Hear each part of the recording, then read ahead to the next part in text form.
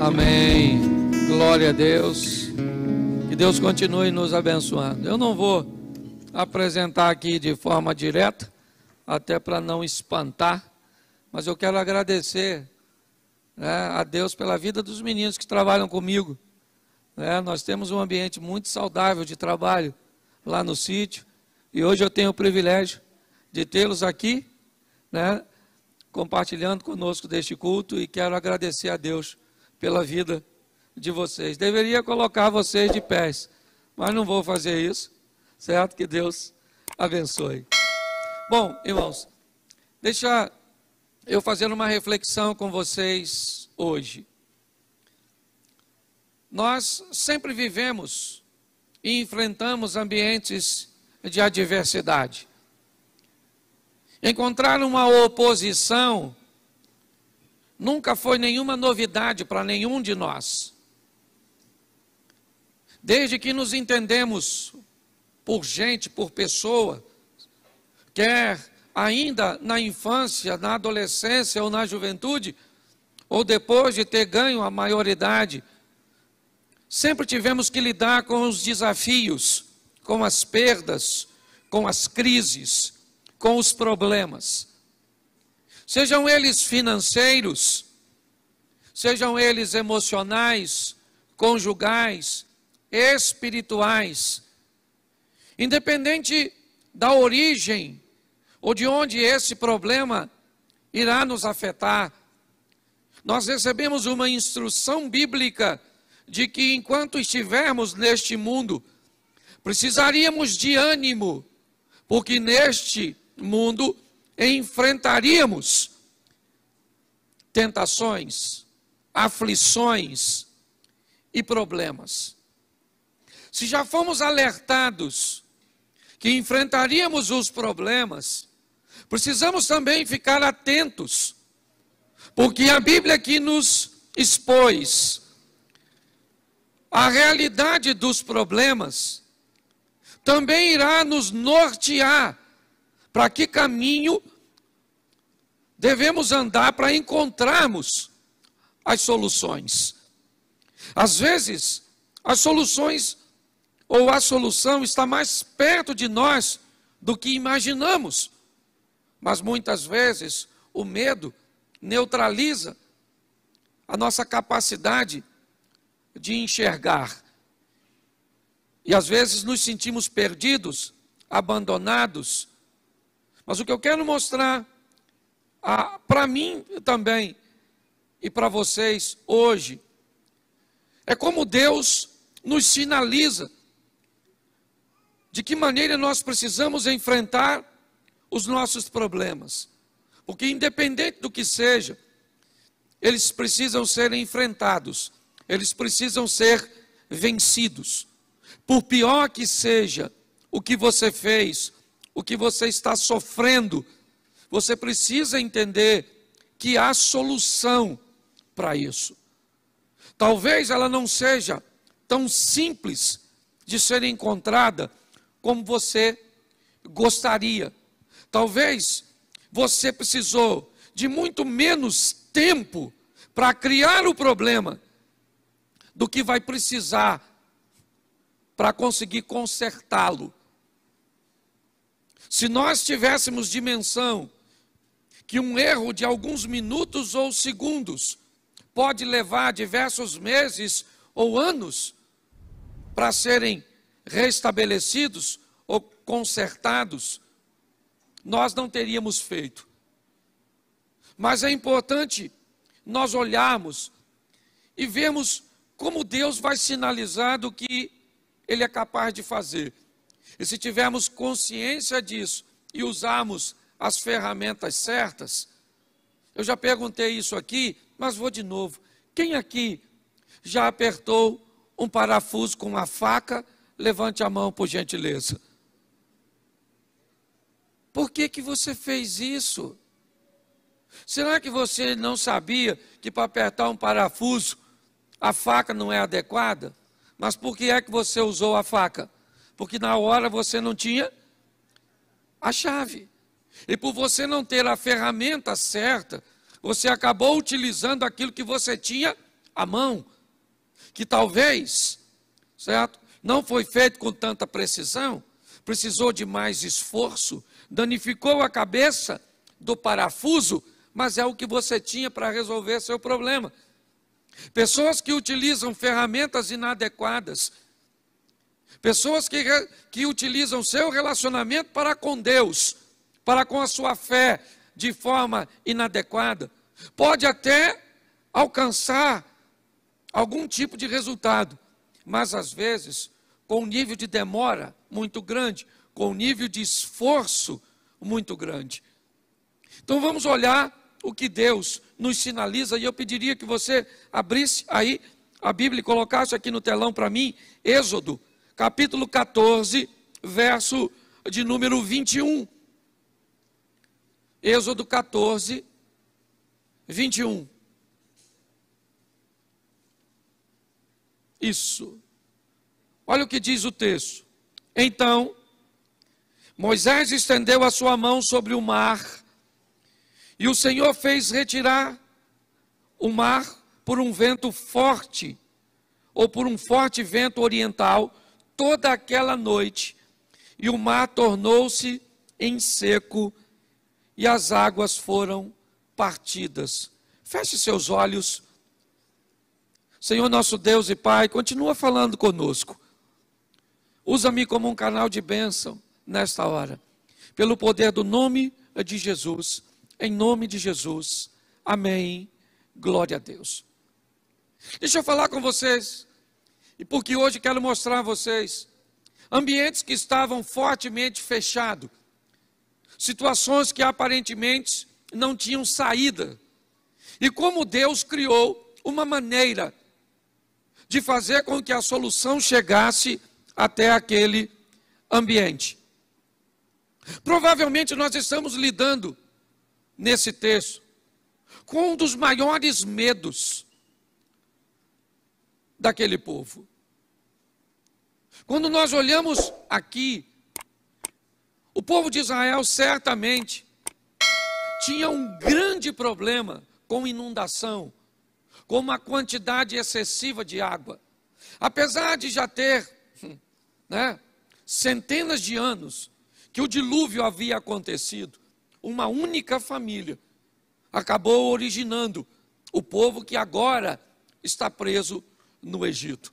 Provavelmente a tradição oral fez com que, de família em família, de geração em geração, a notícia de que o povo havia sido destruído numa inundação, num dilúvio, morrido por afogamento.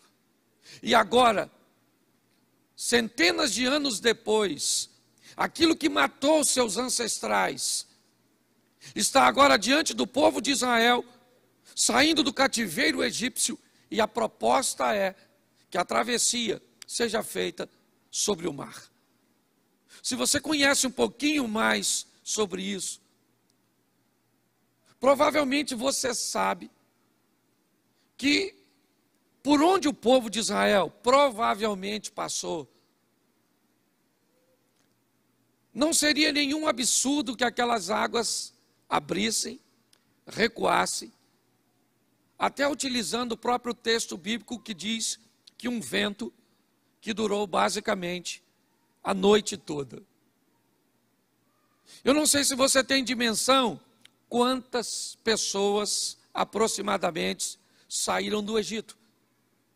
Se você tiver noção, eu não vou entrar nisso agora, mas se você tiver noção, você vai descobrir que não bastava meia, uma, duas, 3, nem 4 horas para aquilo ficar aberto. Porque pela quantidade do povo que precisaria atravessar aquele caminho, nós precisaríamos de muito mais tempo para que isso acontecesse com sucesso. Quando você ouve alguém dizer que é perfeitamente fácil explicar que um vento numa velocidade seria capaz de repartir as águas, me entendam que grande parte dos milagres que vamos ver na Bíblia tem mais a ver com um momento do que um fato. O milagre é muito mais Porque o fenômeno aconteceu no momento em que o povo estava precisando do que propriamente, né? Quando alguém tenta explicar um milagre, não, mas é fácil descobrir porque isso aconteceu, cientificamente era possível que isso acontecesse, mas isso não tira a legitimidade do milagre, porque o maior milagre não foi o mar ter sido aberto, o maior milagre foi as águas terem sido abertas exatamente no momento em que o povo ia passar. O milagre está em a maré ter retornado exatamente no meio do percurso dos egípcios. Parece que quando tentamos trazer mais sensatez para um ambiente de fé, nós encontramos sérias resistências, porque pessoas começam a achar que estamos querendo desmerecer o poder de Deus. Ainda que até o vento é criação dele e já seria um milagre por si só. Mas o que eu quero mostrar a você aqui é que o povo está num ambiente sem saída.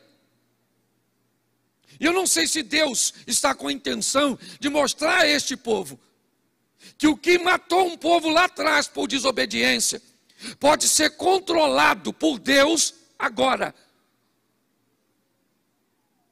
Que Deus agora tem o poder de reter as águas, de proteger este povo, de começar a caminhada de fé agora, da saída do Egito, mostrando a este povo o quão grande ele é e que tipo de obstáculo ele é capaz de vencer para proteger um dos seus. É muito importante hoje, porque quando nós enfrentamos um problema, e principalmente para essa geração tão volátil,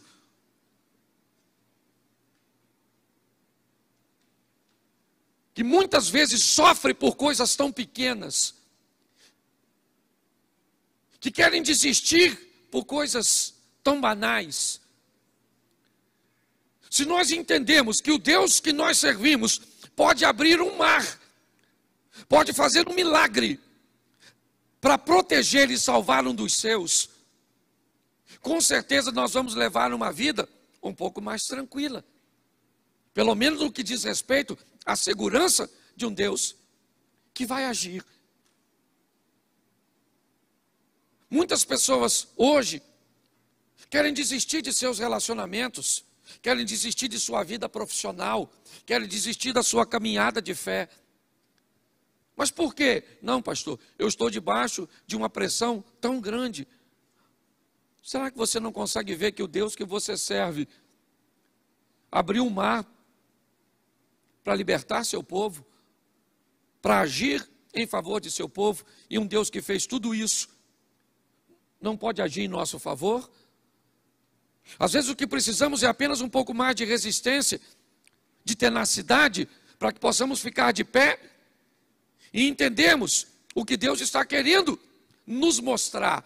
O que Ele diz: ainda que você esteja num ambiente totalmente sem saída, onde você olhe para todos os lados e não veja nenhuma rota de fuga, talvez isso explique o que disse o salmista: eleva os meus olhos para os montes, e de onde virá o meu socorro?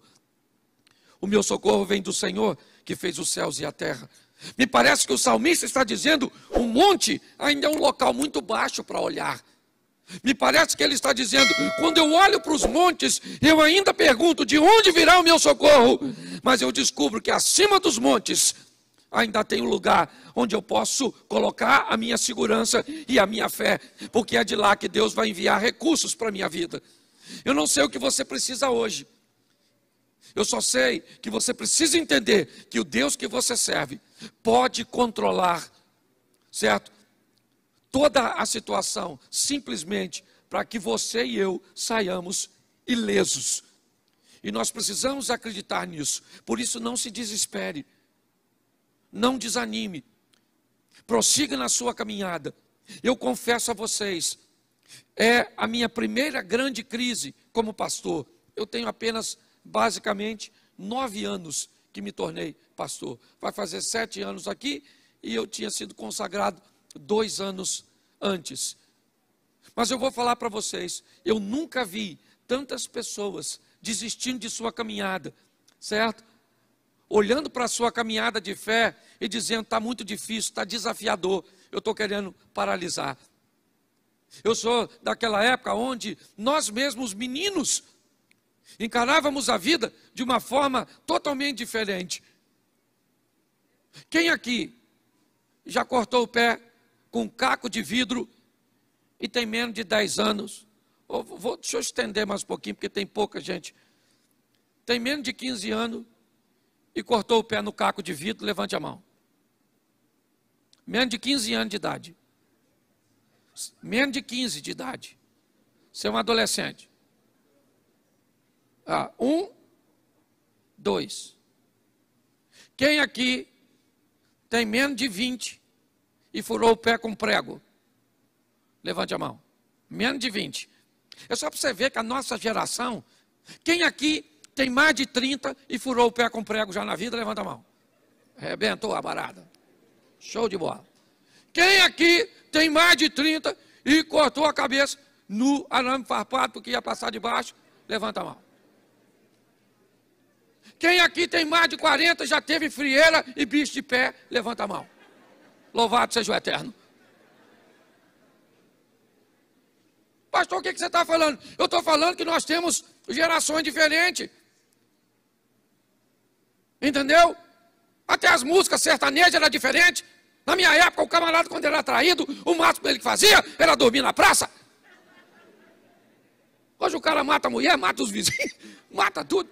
O que é isso? Uma geração que não sabe resolver problemas. Uma geração frágil. O texto está me dizendo uma coisa: que ambiente? Esquece o mar por um momento. Pense num ambiente onde não tem rota de fuga, onde não tem como fugir. Certo?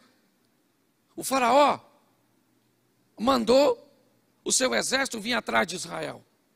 Não tem como fazer nenhum tipo de manobra com a quantidade de gente que Moisés está liderando. E naquele momento, isso aqui é incrível, naquele momento, 1 Tessalonicenses capítulo 5, né? Nós olhamos um texto muito extraordinário. Orai sem. E agora no Velho Testamento, o Moisés, um homem de oração, vai dobrar seu joelho, porque o faraó está vindo, e Deus pergunta a Moisés: por que tu está orando? Agora não é hora de orar, agora é hora de agir. Estende a tua mão e coloca a vara. Faz a sua parte que eu faço a minha, e todos vão ver o sobrenatural vir na sua direção. Está na hora de fazermos para a vida o que nunca fizemos, para recebermos da vida o que nunca recebemos. O nosso Deus é um Deus que abre caminho onde o caminho não precisa dificultar. Eu já brinquei aqui com a música, né? Aliás, eu nem sei quem compôs, qualquer hora posso encontrar, porque isso vai para a internet. Mas porque tem gente que até na canção dificulta o jogo. Quem aqui já ouviu uma canção que diz que Deus abre porta onde não tem parede?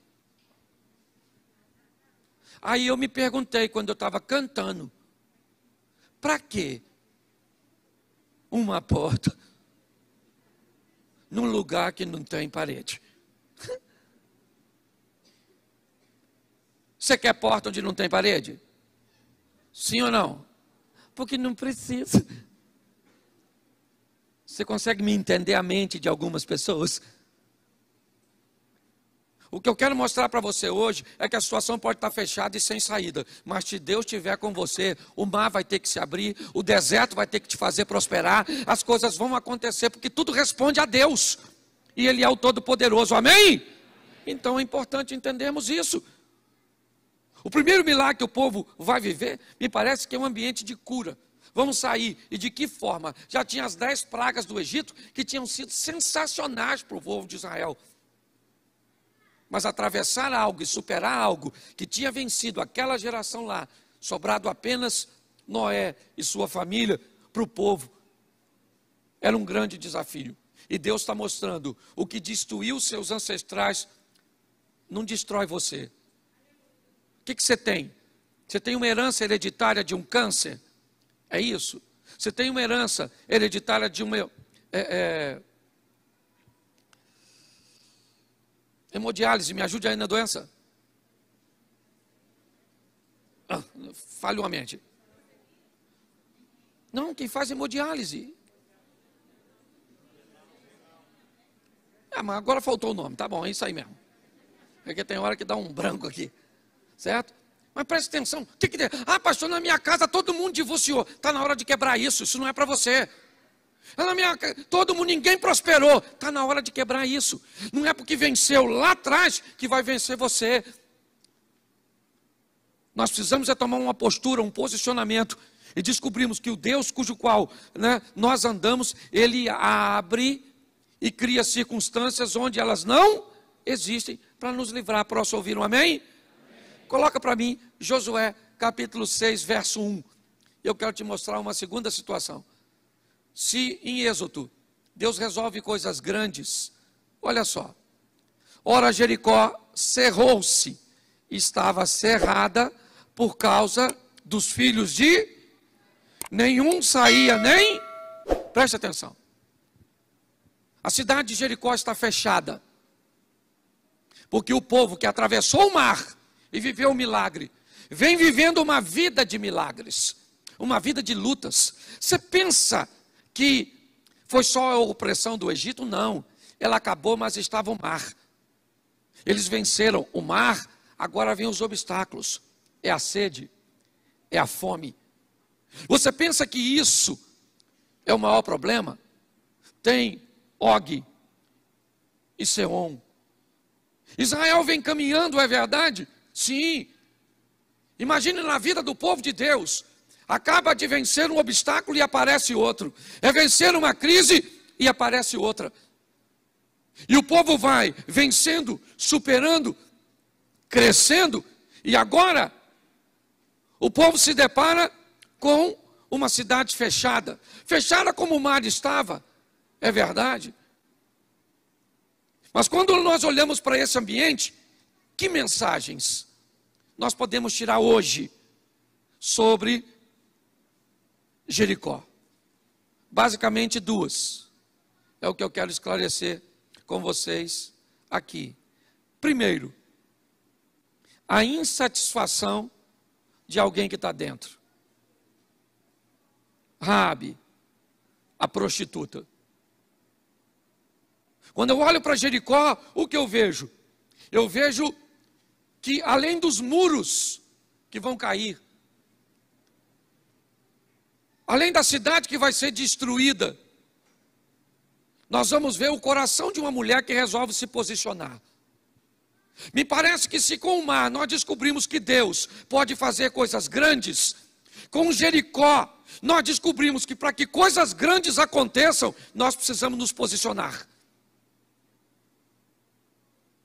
Quando eu olho para Jericó, eu vejo, a cidade se fecha. Israel não tem material bélico para derrubar os muros. Eles não têm armas. Não. Eles não têm condições de entrar naquela cidade. Ela se fecha. Mas Deus diz a Josué: nós vamos destruir essa cidade. Eu derrubo os muros e você entra com o exército e destrói tudo. Deus está nos dando uma direção para aqueles que querem resolver seus problemas. Entender que muitas vezes, para que eles sejam resolvidos, eu preciso sair de cima do muro. Eu preciso tomar uma posição para salvar meu casamento, para salvar minha vida financeira, para dar sentido à minha vida. Sabe, eu preciso me posicionar, parar de viver quebrado para manter os outros inteiros. Está assim de gente, que para fazer com que os outros fiquem inteiros, vive o tempo inteiro se quebrando, abrindo mão de seus valores, de seus princípios e de suas vontades. A vida está pedindo de cada um de nós posicionamento. Quem vai morrer? Todo mundo em Jericó. Mas todo mundo em Jericó, sim, a cidade vai ser totalmente destruída, acabou. Mas não, em Jericó não vai morrer todo mundo. Em Jericó alguém vai ficar salvo. Então quem é? É o rei, que é o mais poderoso? Não, ele morre. Quem é que Deus vai poupar naquela cidade alguém de bem, de boa família, casada, mãe de filhos, sabe, com uma estrutura toda certinha. Não.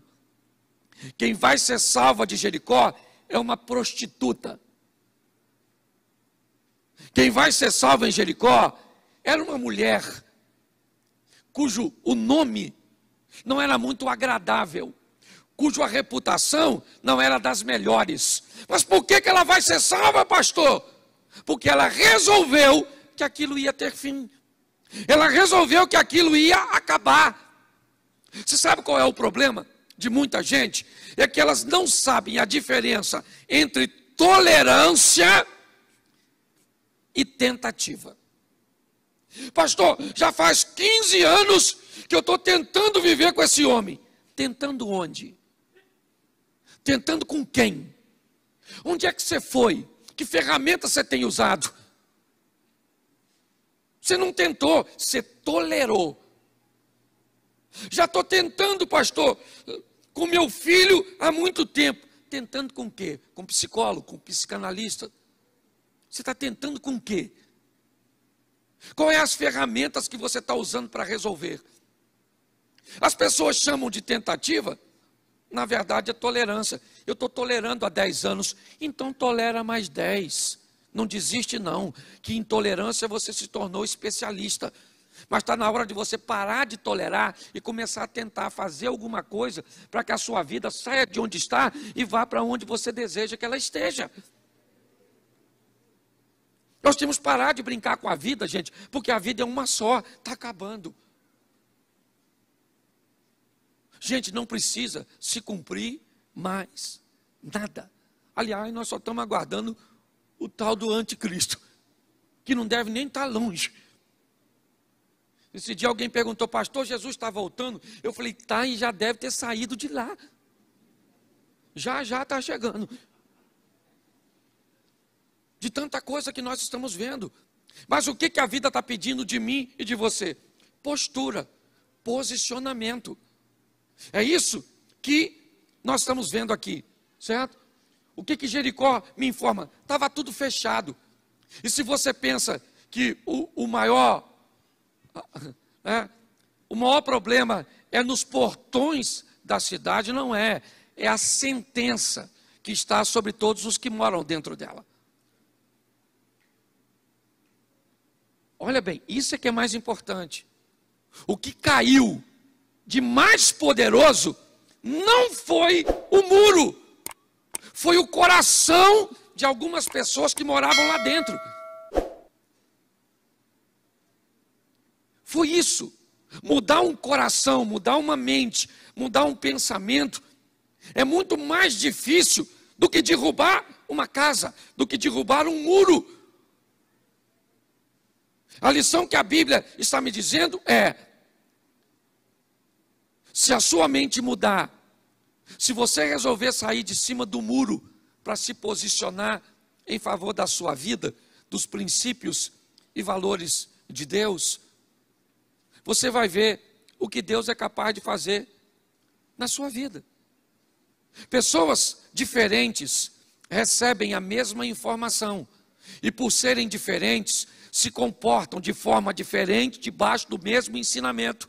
Isso diz que aqui onde nós estamos, tem pessoas vivendo o incrível, o sensacional, o extraordinário, e tem outras sofrendo o pão que o diabo amassou com o pé sujo. Se pessoas recebem a mesma informação e vivem coisas diferentes, não tem a ver com a informação que recebe, mas com a decisão que tomam em torno da informação.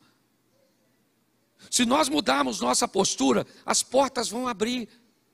Você tem que querer sair desse ambiente, olhar para Jericó, olhar para essa vida, olhar para esse vício, olhar para esse casamento e dizer: eu vou sair disso. Eu não quero isso para mim. E ver sua história mudar. Ou então, arrumar um culpado para a sua tragédia. Também isso, né? Lamber suas feridas, autocomiseração, ter piedade de você mesmo.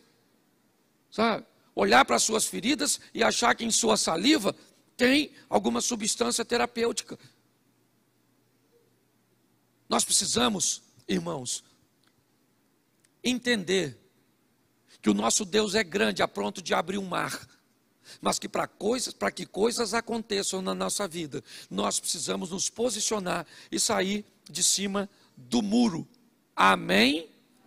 Deixa eu te dar, são só mais 2 textos, é rapidinho. Atos 12, 5. Pedro, pois, era guardado na prisão, mas a igreja fazia contínua oração por ele a Deus. Tiago acaba de ser morto por Herodes. E Herodes faz uma avaliação, é um político. Na avaliação de Herodes, ter mandado matar Tiago foi um sucesso.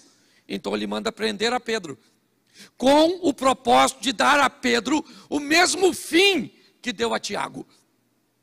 Pedro está preso, não tem como fugir. Diversos sentinelas estão guardando, ele está algemado, não tem como sair. O ambiente é totalmente contrário, está tudo fechado, não tem rota de fuga. Mas o texto diz que na casa de Maria, mãe de João Marcos, há um núcleo de oração, uma igreja, pessoas se reunindo com o propósito de falar com Deus.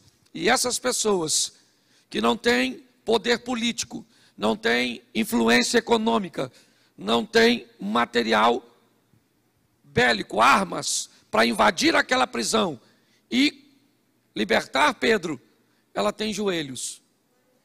Porque tem coisas que as mãos não resolvem. Eu estou cansado de falar isso aqui.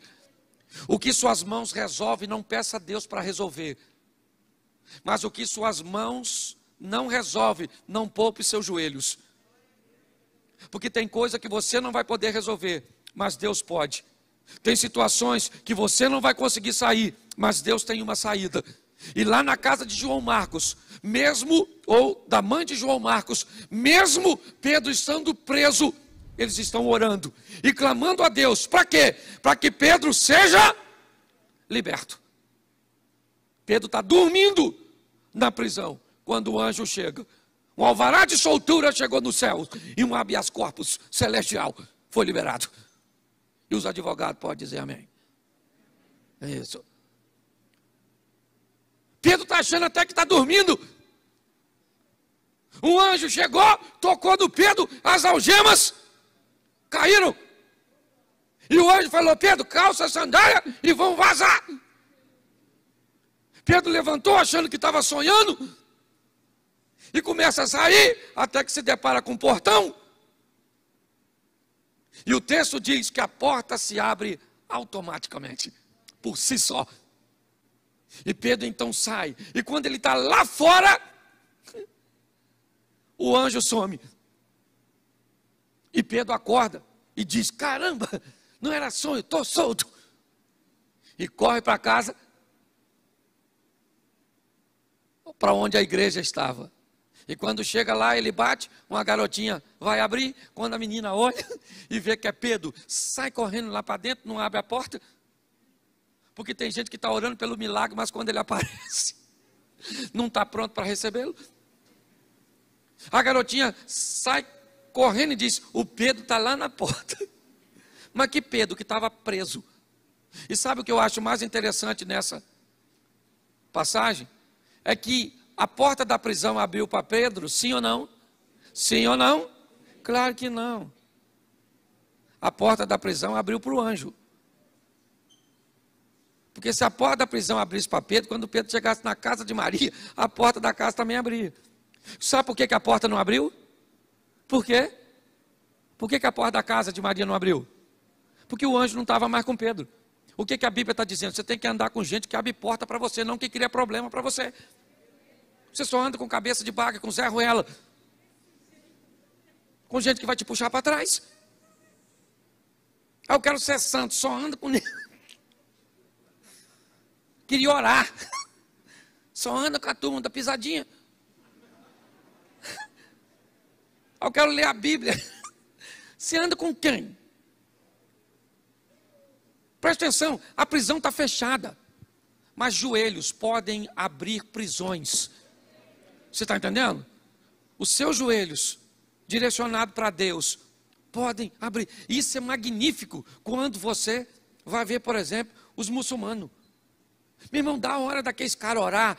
Pode ser motorista de ônibus, pode ser o que for. Bota o tapetinho, bússola em direção à Meca e bota o joelho. É que Deus é educado demais. Não vou perguntar aqui para não ser uma questão de falta de ética, mas se você já foi da turma da linha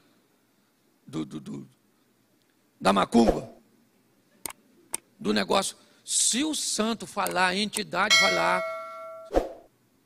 1h59 da manhã, tu tem que ir lá naquela pedra do morro, lá do Xerém, levar uma velinha, e o poder é extraordinário. Porque eu não sei se você já viu, nós vamos acender uma vela dentro de casa, um sacrifício. A vela fica na encruzilhada. O vento passa para lá, passa para cá, passa para lá. A infeliz da vela não apaga. É que hoje não tem mais isso. A entidade evoluiu. Hoje já está usando luz de LED. Esses troços assim. Eu não. Mas se você lembra. É que eu lembro de umas coisas antigas. Hoje eu estava lembrando, gente. O meu vocabulário quando eu era garoto. Cebosa, lembra de cebosa? Eu estou quase fossilizando. Mas escute só. Nós temos que entender uma coisa preciosíssima. E parece que em outros segmentos religiosos, a oração, sabe? Essa dedicação, ela é mais ferrenha. Quando chega da nossa vez, fala sério, aqui eu não estou pedindo, não estou querendo envergonhar ninguém não, nem eu sei que está em casa. Mas assim, 2 horas da manhã, Deus te desperta para orar. Senhor, nossa, vou fazer uma oração aqui.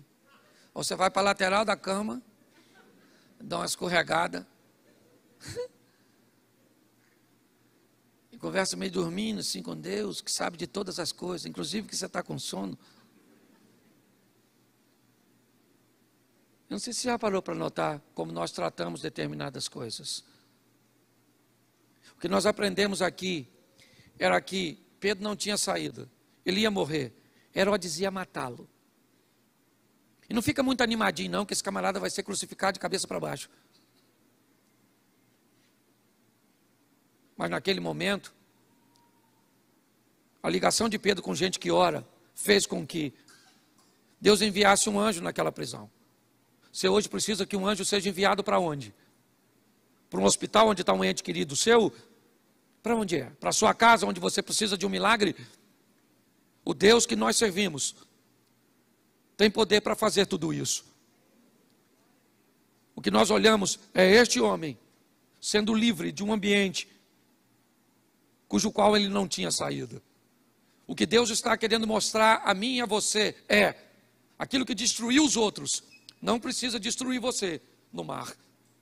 Aquilo que matou todos pode livrar você apenas por um posicionamento seu. E agora, o que a Bíblia está me mostrando é aquilo que não tem saída aparece quando nós damos condições a Deus de entrar em cena através da oração.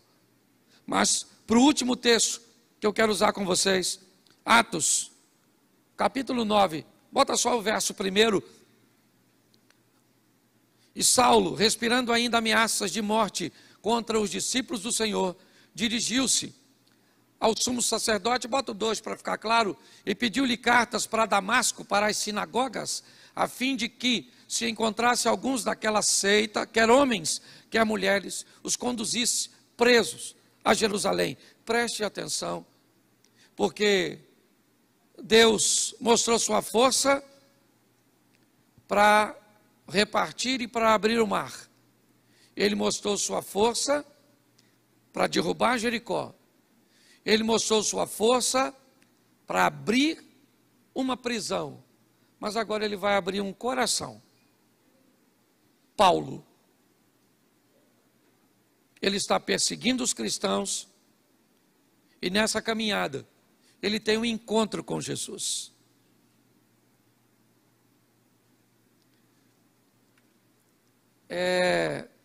Por incrível que pareça, eu não sei se você tem acesso a essas informações, mas Jesus tem aparecido para algumas pessoas no Oriente Médio.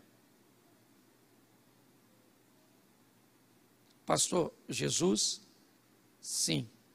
Pastor, isso é heresia. Por que se ele apareceu para Paulo? Por que se ele não pode, se ele apareceu para Paulo, não pode aparecer para outras pessoas? Às vezes nós ficamos reduzidos ao nosso mundinho, com um nível de informações extremamente precário. Há um tempo atrás, um camarada, confesso que eu nem respeito ele tanto assim, por sua postura e posicionamentos, mas ele me disse uma frase sobre nós cristãos, que me deixou em alerta. Ele diz: vocês cristãos leem muito sobre o pouco e falam muito sobre o pouco que leem. E na verdade, ele acabou dizendo uma grande realidade. Se nós ampliássemos nossa mentalidade, as coisas ficariam mais fáceis, até para explicarmos aos outros aquilo que cremos. Quando olhamos aqui, eu vejo Paulo se dirigindo a Damasco, e o texto diz que ele tem um encontro com Jesus. Saulo, Saulo, por que você me persegue? Paulo diz: mas quem é o Senhor? Ele disse: eu sou Jesus, a quem você me persegue, ou a quem você persegue. Nós vemos agora um Deus que entra para abrir corações. Eu falo muito para casais, e o sucesso de um casamento ou de relacionamentos interpessoais está apenas em mudar 50%. Você não precisa mudar 100%, porque se você mudar 100%, você deixa de ser você. Se você mudar 50% e a parte de um todo é 100%, só que ela é composta de um outro indivíduo que também vai mudar 50%. E quando ele muda 50% e eu mudo 50%, automaticamente alcançamos os 100%. Quando eu vejo para Paulo aqui, o coração deste homem, aquilo que ele fazia, a morte de Estevão, ele não participou diretamente, mas segurava a capa de quem estava matando Estevão. E no caminho de Damasco ele tem um encontro com Jesus. E Jesus faz no coração de Paulo uma abertura extraordinária. Muda a mentalidade daquele homem. Eu estava conversando hoje nos gabinetes que fiz. Arrependimento não tem nada a ver com choro. Ah, fulano está chorando, está tão arrependido, pediu desculpas, está tão arrependido. Olha o quanto está sentido. Arrependimento tem a ver com mudança. Se não houve mudança, não houve arrependimento. Houve qualquer tipo de emoção. O que nós estamos vendo é Jesus entrando para libertar um homem. De quê? De um coração totalmente fechado. É isso. Paulo não consegue entender o que está acontecendo ao seu redor. É um homem de bem, é verdade. É um homem correto, é verdade. Mas é um homem perdido nas suas próprias emoções, nos seus próprios valores. E é ali que Jesus entra para libertar. Eu tenho visto hoje a oportunidade que Deus anda buscando de fazer o melhor por nós, de fazer o incrível, o sensacional, o extraordinário, o que Ele precise. Primeiro, que eu descubra que Ele é um Deus que faz coisas grandes. Segundo, que eu resolva sair de cima do muro para me posicionar. Terceiro, que eu descubra o valor dos meus joelhos e da oração. E quarto, que não tem coração que Ele não possa quebrar. Às vezes oramos a vida inteira para que Deus quebre o coração do outro, mas esquecemos que talvez o coração mais duro seja o nosso. Saia daqui hoje para levar a sua vida de forma diferente, para encarar a sua caminhada de fé de uma forma mais equilibrada. Jesus está às portas voltando. O povo está sedento, querendo ouvir a palavra de Deus. O desafio é termos pessoas que consigam muito mais do que falar, porque é isso que nós temos, uma crise de credibilidade. Se eu falar para você a palavra político, o que você pensa? Qual é a palavra que você associa? Qual é a palavra? Corrupção? Isso. Se eu falar para você a palavra polícia, o que você pensa? Se eu falar para você a palavra profissional liberal, pedreiro, eletricista,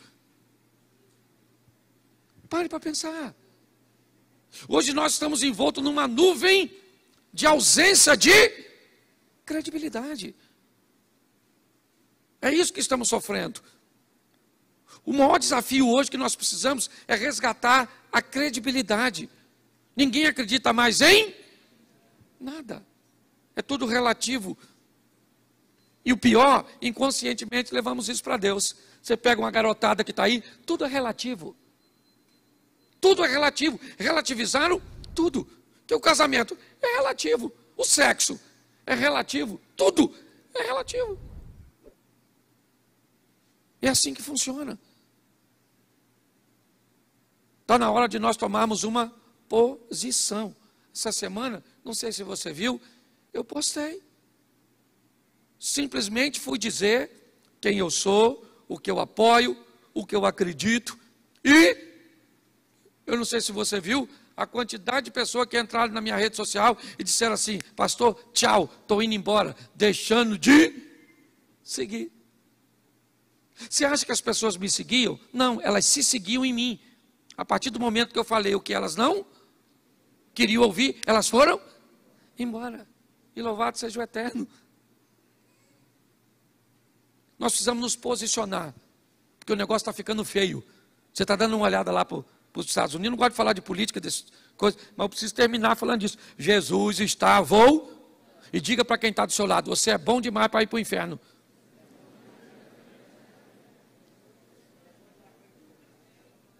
Você pode ficar de pé?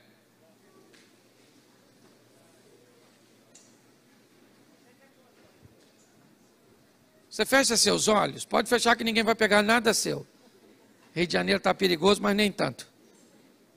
Fecha seus olhos. Me ajude aqui alguém no teclado? Fecha seus olhos.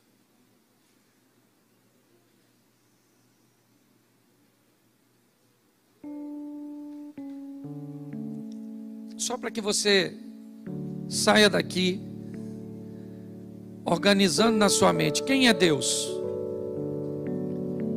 É aquele que pode fazer algo grande, livrar você daquilo que talvez destruiu alguns dos seus. O que Deus está pedindo de você e de mim: um posicionamento, uma postura. O que Deus está dizendo para nós: faça o que você puder com suas mãos, e o que você não puder com as mãos, faça com os joelhos. E o que Deus está dizendo é que alguém de coração fechado, alguém com o coração endurecido, pode ser transformado por um encontro de verdade. Com quem? Com a igreja? Com o pastor? Com a Bíblia? Não. Com Jesus. Porque quer o pastor, quer a igreja, quer a Bíblia, ela tem a função de apresentar Jesus para as pessoas.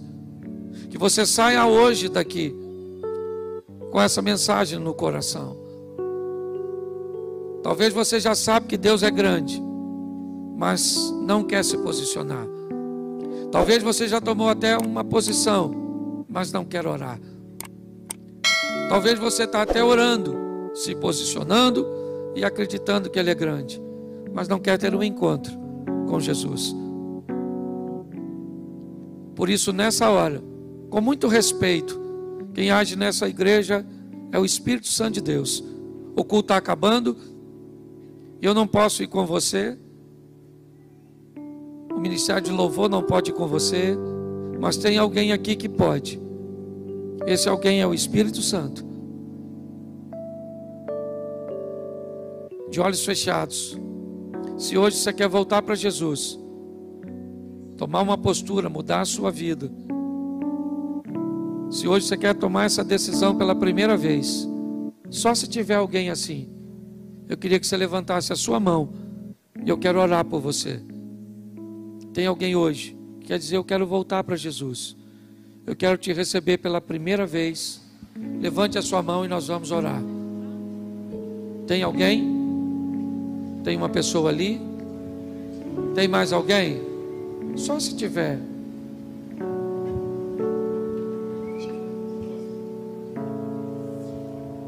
Eu não vou insistir, eu não gosto de constranger. Tem mais alguém aqui? Tem mais duas pessoas aqui. Deixa eu fazer o seguinte, deixa eu chamar você aqui à frente, que eu quero orar por você. Sai do seu lugar e vem para cá. Isso, nós temos uma família aqui. Glória a Deus. Isso. Temos um rapaz aqui. Deixa eu só sinalizar vocês antes de orar. Eu tenho ali naquele cantinho aquela moça ali de máscara. Nós temos uma sala ali para te receber, só para ela anotar seu nome e a gente manter um contato com vocês. É bem rapidinho, e assim que terminar eu vou dar um pulinho lá para dar um abraço em vocês. Estenda suas mãos para cá, igreja. Pai, muito obrigado por essas vidas nessa noite. Que a aliança que eles estão selando nesta noite contigo, ó Deus, em Cristo Jesus, seja trocada apenas por uma coroa de glória no teu reino. Muito obrigado pela vida dos teus filhos. Abençoa a sua casa, a família e o início dessa caminhada cristã. Te damos graças em o nome de Jesus. A igreja pode dizer amém? Dá um pulinho ali, por favor. Rapidinho. Vamos embora para casa? Colocar em prática? Feche seus olhos. Pai, muito obrigado por essa noite. Leva-nos guardado por tuas boas mãos poderosas. Que o grande amor de Deus, o nosso Pai, a graça de nosso Senhor e Salvador Jesus Cristo e a comunhão e consolação do Espírito Santo seja para com todo, em nome de Jesus. Você pode dizer amém? Que Deus te abençoe. Vá em paz.